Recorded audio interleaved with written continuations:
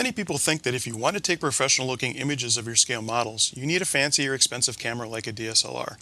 While it's true that an expensive camera can produce higher quality image files than a simple cell phone camera can, for the most part any cell phone these days can create stunning images of your builds. If you understand your equipment that you're using, you understand its limitations, and how to work around these limitations.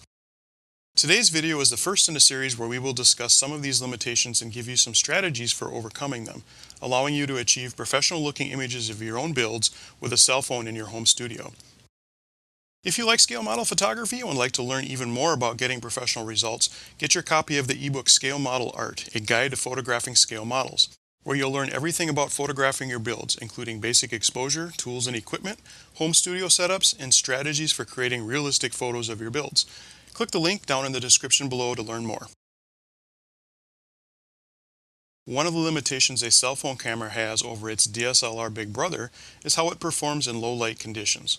Most of us have taken images like the one shown here with our cell phones at one time or another.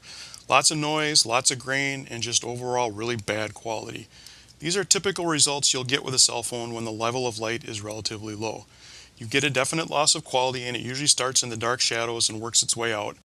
The lower the light, the more the image will be affected by the noise. Newer cell phone cameras are better than older ones, but usually most of them still have an issue when the light is low. So when we say low light conditions, what exactly am I referring to here? Obviously outdoors on a sunny day is not going to be an issue. But what we're referring to here is times such as after dark when we're indoors and where we have household lighting as our only real main source of light. This includes our typical scale model home photo studios where we're using household bulbs for our main light sources. Now, I'm not referring to flash photography here, not the little speed lights or even the little automatic flash on the back of your cell phone. What I'm talking about here is continuous household lighting using standard household bulbs.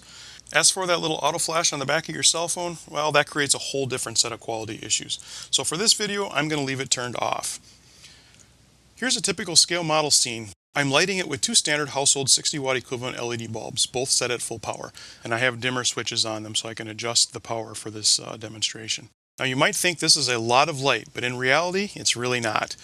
If I were to take an auto-exposed image using my cell phone, like the picture you see here, in this case I'm using an iPhone 7, it doesn't really look that bad at first glance. But if we zoom in on the shadow areas, you will notice that everything is a bit grainy and noisy, and not very pleasant looking.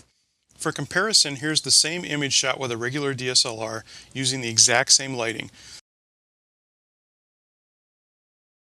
Why can't my cell phone camera, which is not a wimpy camera at all, handle such a simple image of a tank in my studio?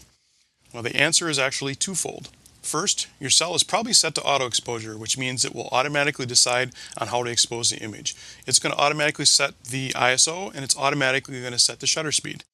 So it's recognizing that the light is low and we're in a low light situation, and then compensates by increasing your ISO setting in order to keep the shutter speed as fast as possible in case you're hand holding the camera. This will prevent any camera shake or blurriness from showing up in your picture.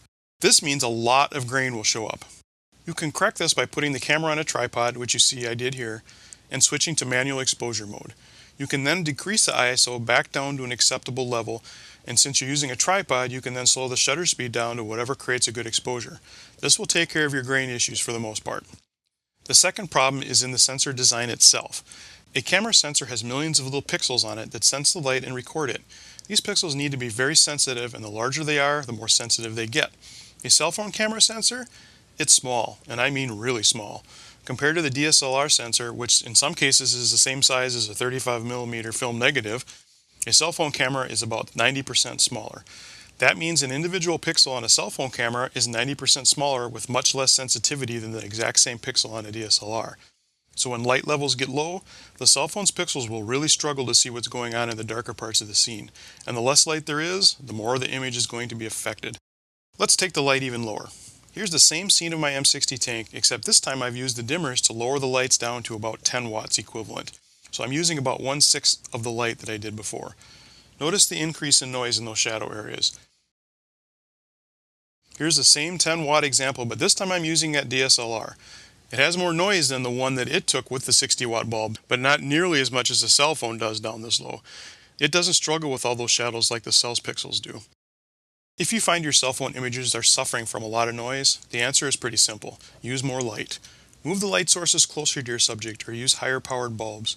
Just be aware that higher bulbs generate more heat, so make sure that you keep them a safe distance from combustibles if heat is a problem. So there you have it. To help get the highest quality photographs possible from your cell phone camera, put it on a tripod, use manual mode so you can lower your ISO, and make sure you provide enough light to help your cell phone sensor capture the light in the darker areas of your scene. Understanding your equipment, its limitations, and how to work around them, regardless of the type of camera you have, will help you create the best possible images your particular camera can muster.